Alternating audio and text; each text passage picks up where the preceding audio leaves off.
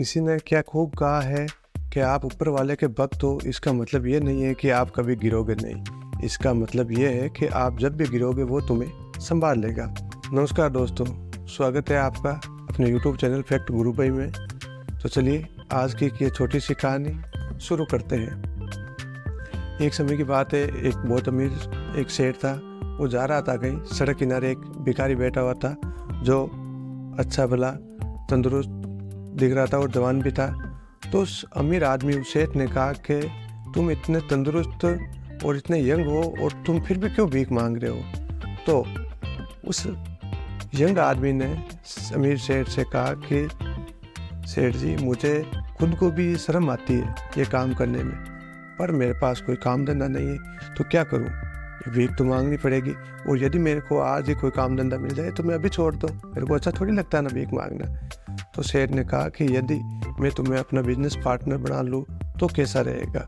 तो भिखारी की आंखों में चमक आ गई और उन्होंने सेठ के पाँव में गिर गए और बोला कि आप तो ऊपर वाले के भेजे हुए दूत लगते हो मुझे। तो उसने बोला ठीक है। तो उस भिखारी ने बोला कि सेठ जी, मुझे काम क्या करना होगा, आप मुझे कितने परसेंट दोगे, 5%, 10%, कितने परसेंट दोगे। तो सेठ ने कहा कि भाई मुझे तो कुछ नहीं चाहिए, बस जो मुनाफा हो उसके केवल 10% मुझे दे देना, बाकी 90 तुम रख लेना। भिखारी की आंखों में चमक आ गई और वो सेठ के पैरों में गिर गया और बोला कि आपको भगवान ने साक्षात भेजा मेरी सहायता करने के लिए, बहुत बहुत धन्यवाद, कहकर वो चला गया। दूसरे दिन सुबह उस सेठ के एक गेहूं का प्लांट था। उससे जो भिखारी है तो दूसरे दिन प्लांट में गया और उन्होंने वहाँ से गेहूं लिए और बाज़ार में बेचा और अच्छा मुनाफा हुआ। और हर रोज़ वो यही करता था। करीब 1 महीने तक उसने प्लांट से चावल लेता रहा और बाज़ार में बेचता रहा और उसे बहुत अच्छा प्रॉफिट हुआ। जब महीने का आखिरी दिन आया, वो जो प्रॉफिट था वो 10%, वो शेयरिंग की डेट आई, तो भिखारी मन में सोचने लगा कि भाई मैं सेठ को ये 10% क्यों दूँ, क्योंकि सेठ ने क्या किया, पूरा काम तो मैंने किया है। प्लांट से गेहूं में लेकर आया, उसको बाजार में मैंने बेचा, पूरी ईमानदारी से धंधा किया, सब कुछ तो काम मैंने किया, सेठ ने क्या किया, इसलिए सेठ को 10% किस बात के दूँ। तो जब वो आखिर में डेट आ गई, वो जो मुनाफा शेयर करने वाली तो वो भिखारी था। सेठ आया और बोला कि भाई मुझे मेरा 10% हिस्सा दो। तो वो भिखारी गरीब सी शक्ल बनानी और बोला कि यार सेठ जी, वो वहाँ घाटा हो गया, वो वहाँ पे ये हो गया, वो हो गया, और वो एक्सक्लूसिव देने लगा कि भाई मेरे पास पैसे नहीं है। फिर आखिर में सेठ ने बोला कि जब मुझे पता है कि मुनाफा हुआ तो तुम 10% क्यों नहीं देना चाहते। तो गरीब आदमी भिखारी बोल पड़ा कि आपने मेरे लिए किया क्या है, आपने तो मुझे केवल एक अवसर दिया, एक मौका दिया कि भाई तू कमा, तो सब काम तो मैंने किया, ईमानदारी से काम मैंने किया, सब कुछ लेके आया मैं, सब कुछ मेहनत मेरी थी। आपने तो बस मुझे केवल एक मौका दिया, एक अवसर दिया कि काम करने का, और उस काम में मैंने अपनी मेहनत से सफल हुआ हूँ, इसलिए आपको 10% किस बात के दूँ, ये भी बहुत ज़्यादा है।